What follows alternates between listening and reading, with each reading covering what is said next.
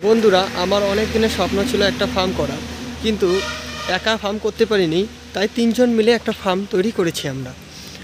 তো এইটা আমাদের ফার্মের গেট, যেখানে তালা লাগানো আছে। আমি এসেছি তো তালা খুলে রেখেছি। আমাদের এই যে ফার্মের গেট দিয়ে ঢুকেই দেখা যাচ্ছে একটা মাঠ আছে ভিতরে। আর আপনাদের কাছে দুঃখিত যে আমি ফার্স্ট থেকে ফার্মটার ভিডিও আপনাদেরকে দিতে পারিনি, কীভাবে ফার্মটা তৈরি করলাম, কীভাবে হইল।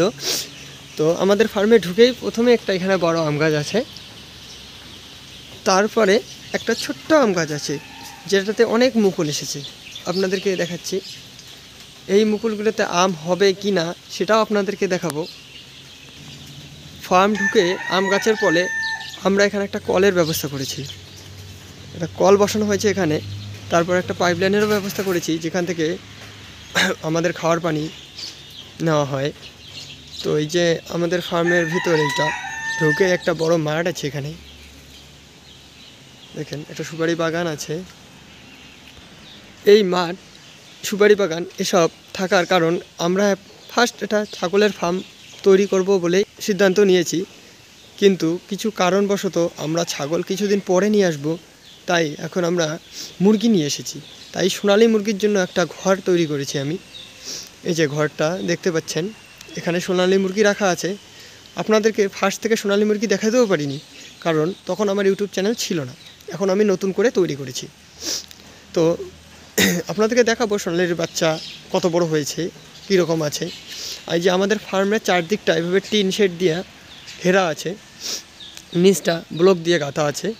কারণ আমরা এটা ছাগলের ফার্ম তৈরি করতে চেয়েছি, তো ছাগল যদি বাইরে চলে না যায় তার জন্য এই ব্যবস্থাটা করা আছে। তো আমি এখন আমার সোনালী মুরগির ঘরের ভিতরে চলে আসলাম। আপনাদের দেখাচ্ছি এটা বাচ্চার বয়স এখন 12 দিন চলছে। আজকে একটা ভ্যাকসিন আছে এই বাচ্চাগুলোর। আপনাদেরকে সব কিছুই দেখাবো, কিভাবে ভ্যাকসিন করাবেন, কিভাবে বাচ্চাকে রাখবেন, কতগুলো লাইট দিবেন, সব কিছুই দেখাবো।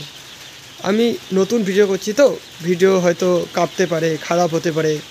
তো আপনারা আমার ভিডিও দেখতে থাকেন, আমি নিশ্চয়ই ভিডিও ভালো করার চেষ্টা করব।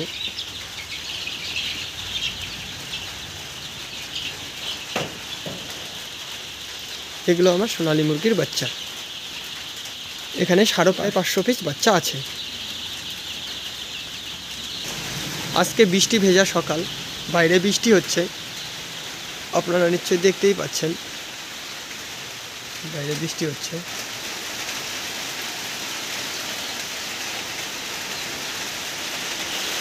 ফার্মে যদি কোনো বাচ্চা অসুস্থ হয়ে যায় তো সেই বাচ্চাকে এইভাবে আলাদা করে রাখবেন, আলাদা করে রাখে ওদেরকে ওষুধ দেবেন।